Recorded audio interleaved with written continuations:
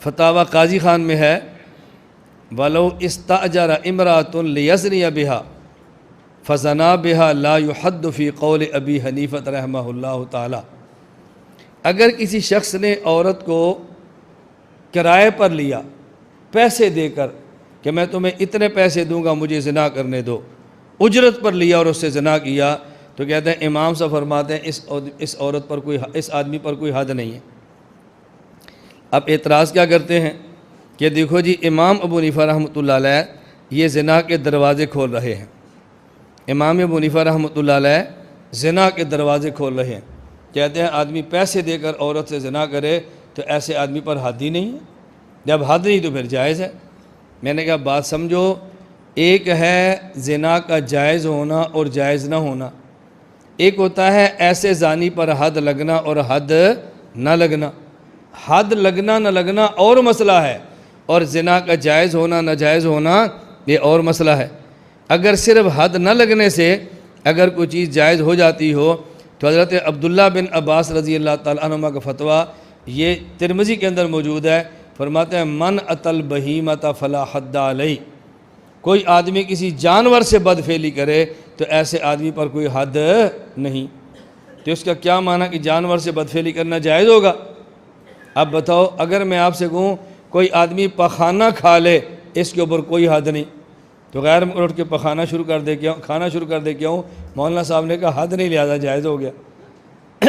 او بھئی حد نہ ہونا الگ مسئلہ ہے اور جائز اور ناجائز ہونا یہ الگ مسئلہ ہے۔ تو امام ابو حنیفہ رحمۃ اللہ علیہ کا یہ جو مسئلہ بیان کیا جا رہا ہے نا کہ حد نہیں، حد نہ ہونے کی وجہ امام صاحب فرماتے ہیں کہ ضابطہ ہے الحدود تندرع بالشبہات، اگر کسی موقع پر شبہ ثابت آ گیا تو شبہ سے حد ساقط ہو جاتی ہے۔ یہاں شبہ کیا ہے؟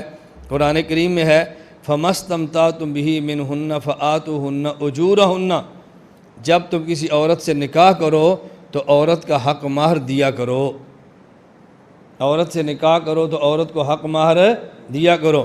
تو یہ جو اس نے عورت کے ساتھ ہم بستری کی ہے اور بدلے میں پیسے دیے ہیں، نکاح والا بندہ بھی عورت سے نکاح کرتا ہے اور بدلے بھزا کے طور پہ پیسے دیتا ہے۔ تو شبہ یہ تھا کہ جیسے حق مہر ہے ویسے اجرت ہے، یہ حق مہر کی طرح ہے، اس لیے اس پر حد نہیں جاری ہونی چاہیے، شبہ آ گیا۔ اب ذہن میں سوال آئے گا بھائی وہ تو تب ہے جب نکاح ہو اور پھر پیسے دیں حق مہر، اس نے تو نکاح نہیں کیا اور پھر پیسے دیے، یہ حق مہر کے مشابہ کیسے ہو گیا؟ ہم نے کہا یہ نکاح کے مشابہ ہے۔ کیوں؟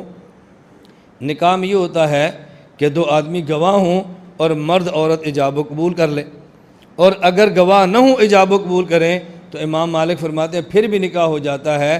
حضرت امام مالک یہاں گواہ شرط نہیں ہے۔ تو چونکہ فقہ مالکی میں بغیر گواہوں کے ایجاب و قبول کرنے سے نکاح ہو جاتا ہے، تو یہ شبہ ہے کہ مرد عورت راضی بھی ہیں اور پیسے بھی دیے ہیں، تو نکاح کا بھی شبہ موجود ہے اور حق مہر کا بھی شبہ موجود ہے، لہذا اس کے اوپر حد جاری نہیں ہونی چاہیے۔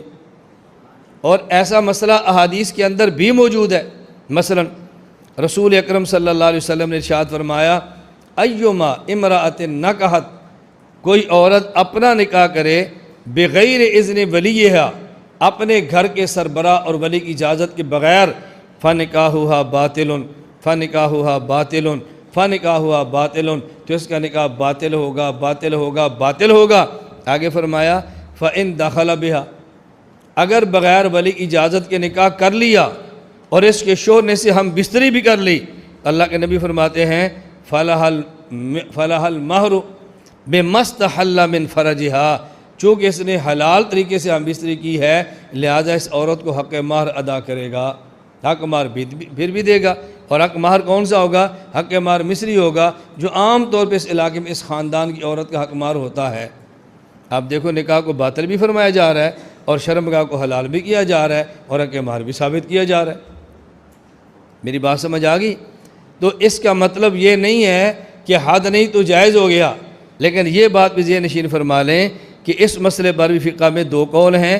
ایک اور یہ ہے کہ حد ہے اور فتویٰ اس بات پر ہے کہ اس پر ایک یہ کہ حد نہیں اور فتویٰ اس پر ہے، اس پر حد یہ ہے۔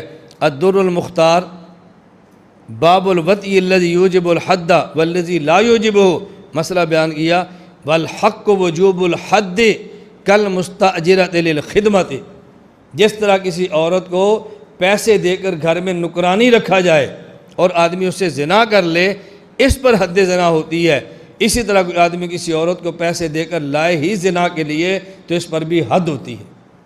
تو فتویٰ اس بات پر ہے کہ حد ہوگی۔ بات سمجھ آ گئی؟ اب دو باتیں سمجھ لیں، اس مسئلے پر دو قول آگے، ایک قول یہ کہ حد نہیں، اور ایک قول یہ کہ حد، اگر حد نہ ہو تو جائز پھر بھی نہیں ہے، اور اگر حد ہو تو فتویٰ اس پر ہے کہ حد ہونا چاہیے۔ تو جب ہم تقلید مفتہ بہا مسائل پہ کرتے ہیں تو اعتراض میں وہ مسئلہ پیش کرو جس پر ہمارا فتویٰ ہے، جس پر ہمارا فتویٰ ہی نہیں اس مسئلے کو اعتراض میں آپ پیش کیوں کرتے ہیں؟ میری بات سمجھ آ گئی؟ اس لیے ہم نے کہا یہ دو مسئلے الگ ہیں، ایک ہے گناہ ہونا اور ایک ہے حد ہونا۔ گناہ تو ہر حال میں ہے، لیکن حد اس کے بارے میں دو قول تھے، اور فتویٰ اس بات پر ہے کہ اس آدمی پر پھر بھی حد ہوگی، یہ نہیں کہ اس کی حد ساقط ہو جائے گی۔